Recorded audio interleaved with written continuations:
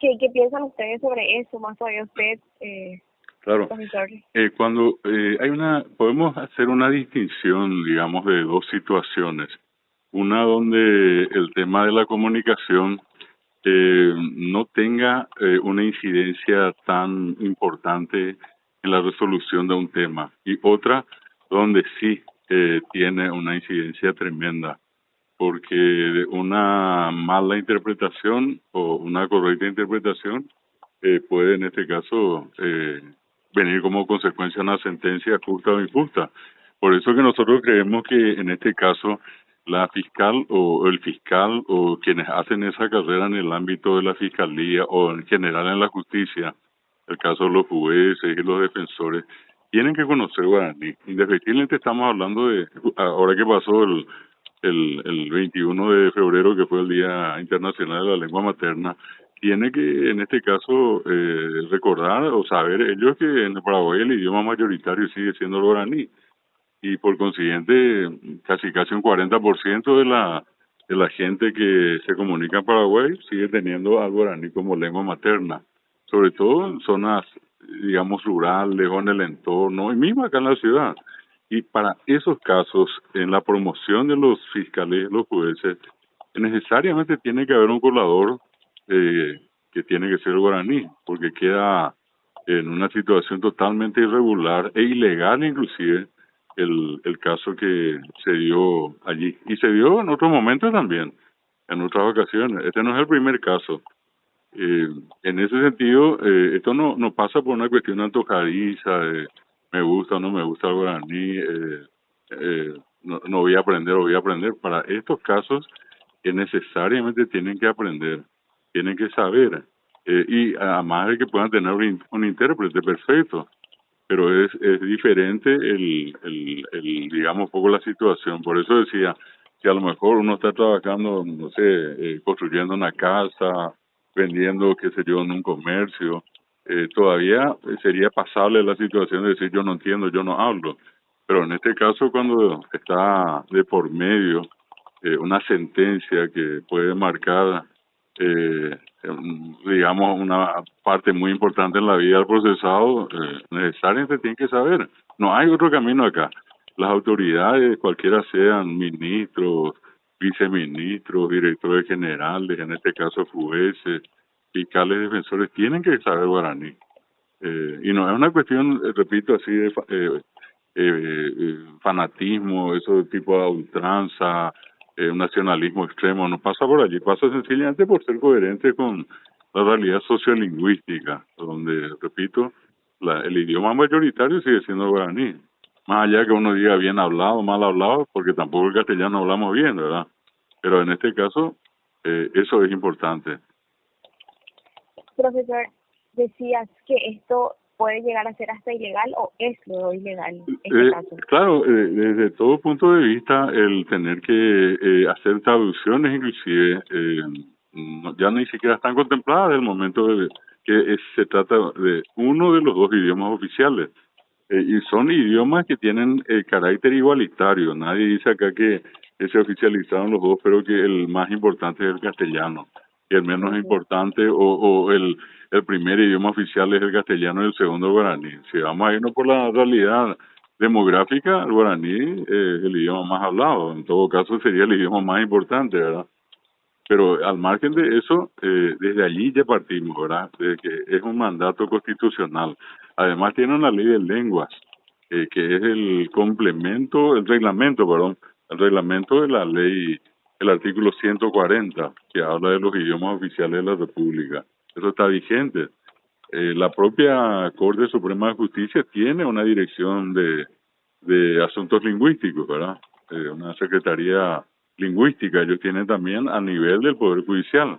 Por eso creo que no hay excusa para decir yo no sé, no me gusta, y lastimosamente si no le gusta, igual a tener que saber, porque está tratando con gente que vive acá en Paraguay y que se comunica en guaraní, que tiene el mismísimo derecho que un hispanohablante.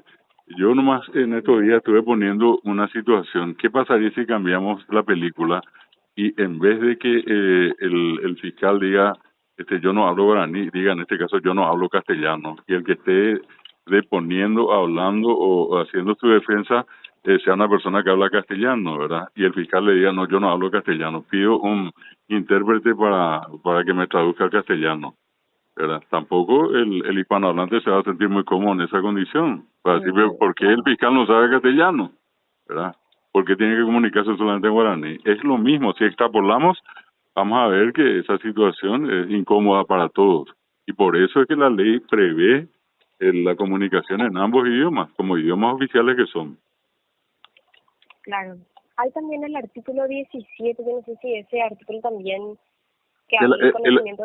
en realidad el artículo 77 de la Constitución que habla en este caso de la lengua materna, ¿verdad? Justamente que en los procesos escolares, por ejemplo, todo se tiene que iniciar en la lengua materna del educando y de allí hacer una transición a la segunda lengua para lograr lo que se llama el bilingüismo. Que yo quiero dejarte en claro algo, ¿verdad? Que nosotros no tenemos nada en contra del castellano, somos los primeros que defendemos el bilingüismo, pero en ese concepto de defender el bilingüismo, las dos partes tienen derecho a ser entendidas, cada parte en su respectiva lengua. Y te voy a dar un ejemplo de cómo puede ser Sí. tan decisivo esto. ¿Por qué? Porque hay expresiones que a lo mejor la persona puede entender en guaraní, pero que, por ejemplo, no tienen una traducción directa al castellano. Un ejemplo muy simple es que nosotros diariamente nos saludamos al mediodía y decimos, va y se van de asayé. Es una expresión común, Ujú. ¿verdad? Donde uno va en Batecumba y se anda asayé, si asayé ponande. Pero esa expresión no existe en el castellano. Nosotros en el castellano decimos buen día, o buenos días, o buenas tardes, o buenas tardes. Pero no hay Claro. buenas fiestas, ¿verdad? No hay buena siesta, no. Eso no tenemos. Allí ya hay un punto de diferencia cultural. Y otro, por ejemplo, lo que se llama el lenguaje de doble sentido. Nosotros, por ejemplo, podemos decir en guaraní, Moiso Paco Apiré. Y el que traduce puede traducir y le puso una cáscara de banana, cuando que en realidad no se refiere a la cáscara de banana, sino que a una celada, a una trampa, ¿verdad? Eso también entra en el proceso profundo de lo que es la interpretación. Por eso que yo me imagino que seguramente muchos jueces, muchos fiscales, muchos defensores estudian, por ejemplo, inglés, estudian francés, estudian alemán. Entonces, si es que tienen tiempo para estudiar esos otros idiomas, ¿por qué no van a tener un tiempo para estudiar guaraní y para conocer y hablar guaraní? Esa también es la otra pregunta que nosotros nos hacemos, sin ánimo de condenar a la fiscal en este caso, para nada, ¿verdad? Vamos a entender que pudo haber sido un primer caso, tipo un accidente que le tocó en este momento. Yo creo que lo correcto de parte de ella sería decir, bueno, voy a estudiar, voy a aprender y voy a usar. Y hasta en eso nosotros nos ofrecemos, ¿verdad? A enseñarle gratis si es necesario, pero que ella se predisponga y que aprenda y que sobre todo respete los derechos humanos de los que hablan guaraní, porque acá no se trata de cualquier derecho, se trata del derecho a la comunicación, a ser entendido en la otra lengua o en las otras lenguas. Acá ni siquiera estamos hablando de lo que le toca vivir a los miembros de otras comunidades que viven en Paraguay, que son nativas, que son indígenas, que ellos ya ni siquiera hay ningún tipo de recuerdo, ¿verdad? Pero hablamos de las dos más importantes, lenguas oficiales, y ese es el caso del guaraní con respecto al castellano y el castellano con respecto al guaraní. Es decir, todos necesariamente tenemos que conocer y sobre todo aquellos que ocupan cargos dentro del gobierno. Eso tendría que ser algo ineludible. Claro. Y bueno, profe, te agradezco demasiado por abrirnos un poco la mente y también conocer un poco tu perspectiva, la perspectiva que ustedes mantienen sobre este punto realmente importante y queremos hacernos eco también de eso. Te Es agradezco demasiado. excelente, al contrario, yo les agradezco a ustedes por hacerse eco de esto, porque al final lo que están haciendo es justamente lo que dije recién, más allá de todo dentro de la objetividad, entender que hay derechos humanos que los guaraní hablantes tienen y que en este caso la justicia debe contemplar también eso, porque si no pues es Claro. un acto de marginación, un acto de discriminación, ¿verdad? Que habla el fiscal o la fiscal habla castellano y el guaraní y no está en su hoja de ruta.